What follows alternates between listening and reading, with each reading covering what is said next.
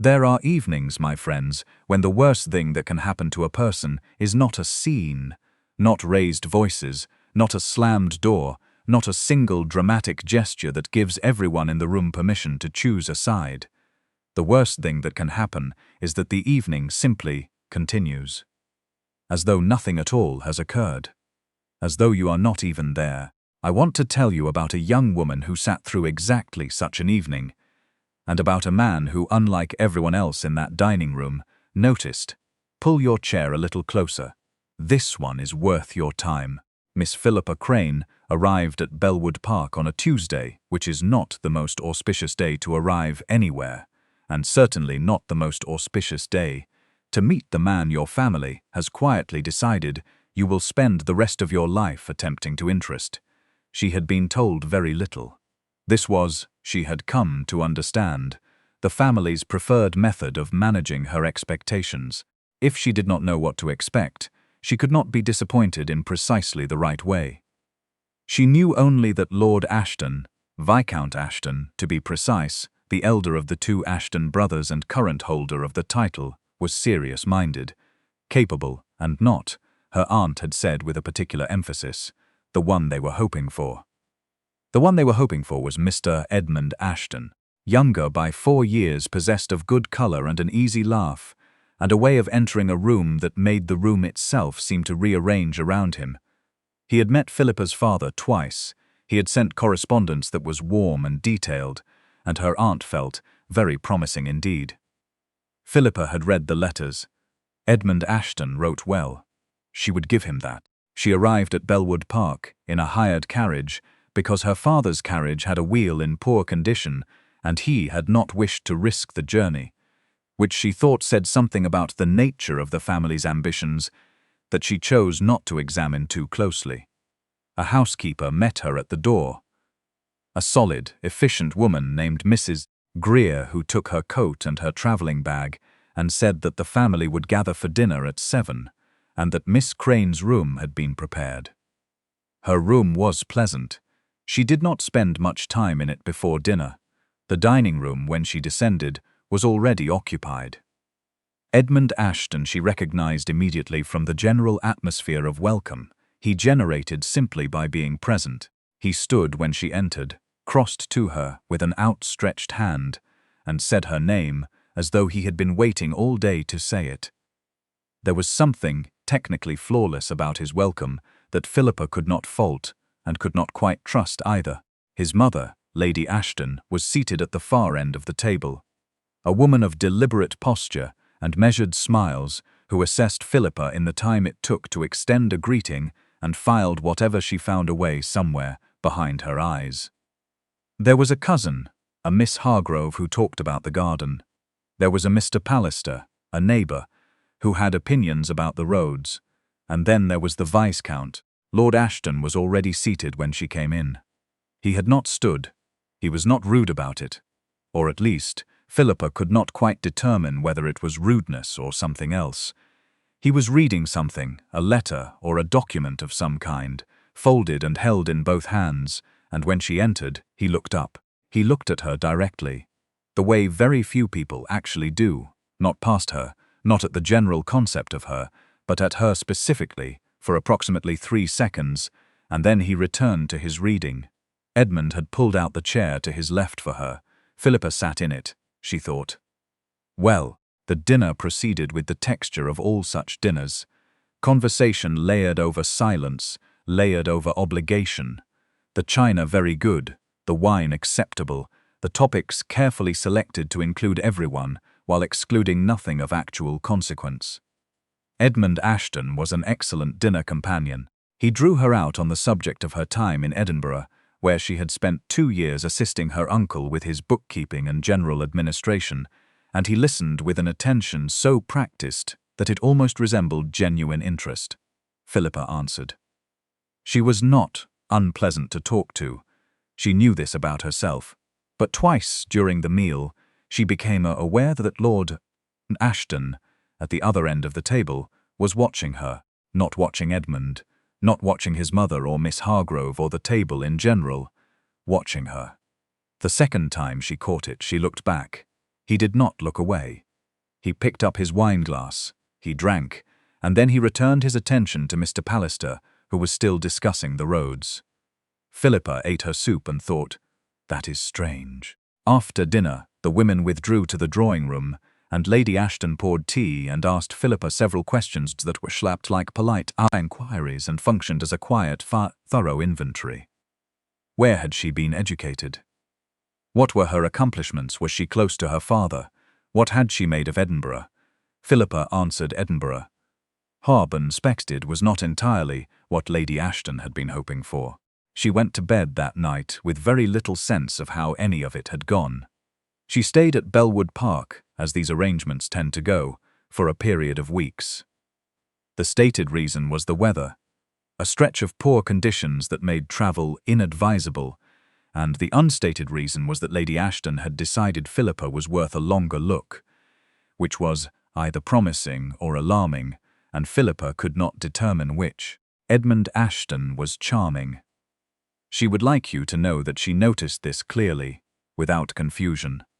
He was witty, attentive, and possessed of that very useful quality in a man, the ability to make the woman he was speaking to feel as though she had just said something remarkably clever. Philippa could see with complete clarity why the family had hoped for him. She simply could not summon the particular feeling that ought, by all accounts, to have followed from this. The house itself was interesting. Bellwood Park was one of those estates that had been built in one century with complete confidence and gradually modified by subsequent centuries with less, resulting in a structure of considerable character and impractical charm. The east wing had a library that ran the entire length of the building, floor-to-ceiling books on 3 walls, 2 deep windows looking out over the grounds, and a general atmosphere of having been left alone for long enough to become genuinely itself. Philippa found it on the 5th day. She had not expected to find anyone in it. Lord Ashton was at the far desk, not a decorative desk, an actual working desk, covered in correspondence and ledgers and what appeared to be a survey map of some significant portion of the estate. He was writing. He did not look up when she entered. She almost left. She did not leave. She went instead to the shelves along the south wall, which held the estate records and management texts alongside what appeared to be a complete collection of natural history volumes, and she began to look. She was not entirely sure what she was looking for. She found, after some time, a volume on agricultural drainage that had a margin note in someone's handwriting, cramped, precise, the writing of a person accustomed to putting a great deal of information in a small space that disagreed with the text on 3 separate points and appeared to be correct in all 3. She read for an hour. When she finally set the book down, she became aware that the room was very quiet and that the sound of pen on paper from the far desk had stopped. She looked up. Lord Ashton was watching her again. "You've been reading the Hawthorne volume," he said. These were the first words he had said directly to her since she had arrived at Bellwood Park. "Yes," she said. "The margin notes are mine," he said. She considered this. "The third one is wrong," she said. There was a pause that she could not accurately characterize. It was not offended. It was not amused. It was something more like the pause of a man who has heard something he did not expect and is now determining what to do with it. "Which section?" he said. She told him. He was quiet for a moment. He said, and returned to his correspondence. She picked up the next volume on the shelf. She stayed for another hour. He did not speak again, neither did she. The afternoon light moved across the windows in the particular way it does in a room with good eastern exposure, and when she left, she noticed that he looked up as she went, and that he did not say anything, but that he watched the door for a moment after she had gone. This was something she noted and set aside. Now, my friends, I want to pause here for a moment, because I think you recognize this. I think most of us have sat in rooms where we were tolerated, and we have sat in rooms where we were welcomed, and we have maybe, if we were fortunate, sat in rooms where we were seen, genuinely seen, and we know that these are not the same thing at all. Philippa Crane had spent most of her adult life being tolerated with some warmth. She was useful, she was capable, she did not create difficulty. This was not nothing. But it was, I think you will agree, not quite the same thing. If you haven't already, this might be a good moment to subscribe to Moonlight at Bellwood. There are more stories coming, and this one is not finished yet. Lord Ashton was in the library the following morning, and the morning after that. On the third morning, he said without preamble, as she was removing the dead volume from the shelf. She had returned for the section she had disagreed with, to verify that she had been right. There are more recent records in the left cabinet. The survey was updated 3 years ago. Thank you, she said. Hawthorne's method was correct for chalk soil, he said. This estate has clay loam. Which is why your note is wrong, she said. Which is why my note is wrong, he agreed, and that was the end of that particular conversation, but they were in the library every morning after that. It was not, she would later tell herself, a friendship exactly. It was more like a working arrangement arrived at without discussion. He worked at his desk. She read. Occasionally one of them said something. Occasionally the other replied. Miss Hargrove once opened the library door and, finding them both inside in what was apparently a state of comfortable silence, retreated with an expression that Philippa could not interpret.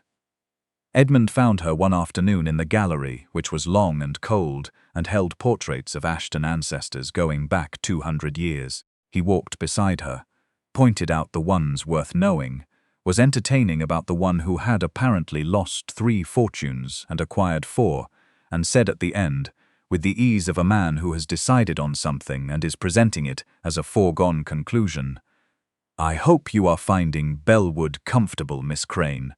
Very comfortable, she said. I hope, he said, that you might be persuaded to find it comfortable on a more permanent basis. She looked at him. He had a pleasant face. She could see still why the family had hoped for him. Mr. Ashton, she said carefully, I think you are a genuinely agreeable person.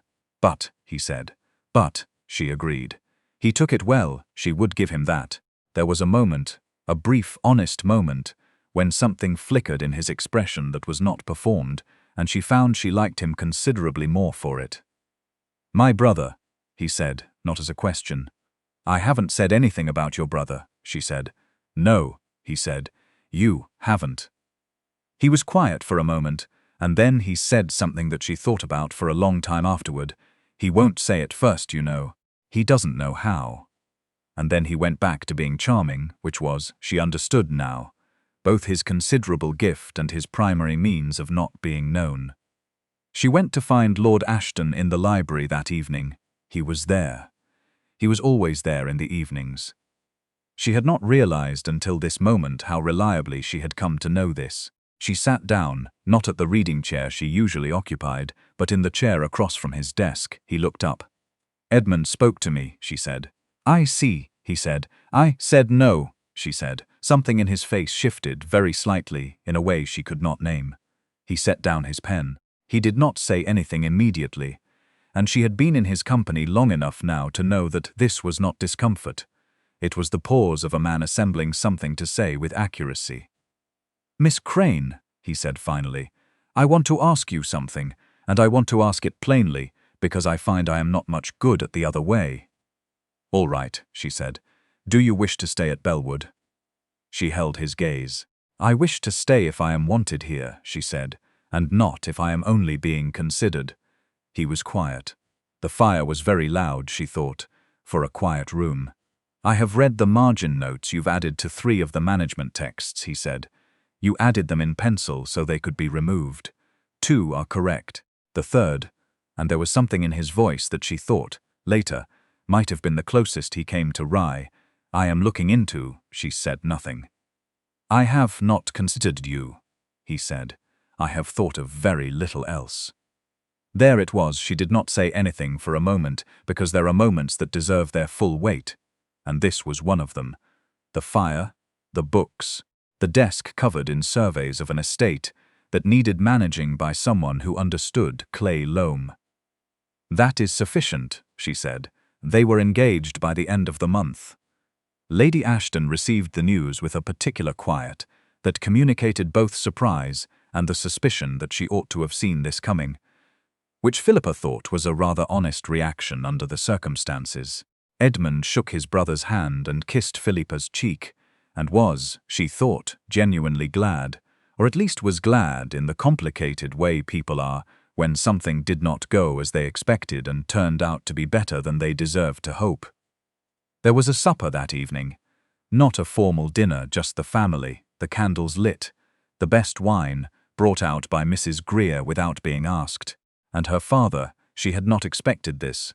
Her father had been sent for, and he arrived that evening travel-worn and slightly out of breath, and when he came into the room and saw her, he crossed directly to her before he greeted anyone else, and he put both hands on her face and looked at her for a moment, and said, quietly, "Yes, Papa, my girl. Are you sure? Are you sure? I am entirely sure." He stayed for 4 days. In those 4 days he and Lady Ashton had 3 long conversations in the drawing-room, from which neither of them emerged, looking displeased. On the evening before he left, Philippa caught them in the hallway, in what appeared to be an argument about the proper management of a drainage ditch, and she thought, well, there is another story there. If anyone is paying attention, my friends, I have been thinking about what I want to say at the end of this, and I find that it is simpler than I expected. There is a particular loneliness in being capable. People assume that if you can manage, you do not need. They see the competence and they decide the work is done. Philippa Crane had been capable for a long time. With her uncle's accounts, with her father's household, with the polite requirements of rooms where she was tolerated and assessed. She had made herself useful because usefulness felt like safety, and safety felt, if not like being loved, then at least like not being lost. What Lord Ashton offered her, and what I think we recognize, those of us who have needed it, was not rescue. It was recognition. The particular grace of being seen by someone who does not see carelessly. He read her margin notes in pencil, so they could be removed, and he read them, and he disagreed with one, and he went and checked. That is not nothing, my friends. If this story stayed with you, and I hope it did, please consider subscribing to Moonlight at Bellwood. Leave a comment below. Tell me what you thought. Tell me if you want to know what happened with the drainage ditch and the drawing room conversations and the particular improbable story of a father and a woman of deliberate posture who found in the last place either of them expected something worth continuing. I will be here. The fire is still lit. She had come to Bellwood Park on a Tuesday in a hired carriage, with careful expectations and a habit of making herself useful, and she had found, tucked between a margin note and a clay loam survey, and 3 seconds of being looked at directly, exactly what she had not known she was looking for.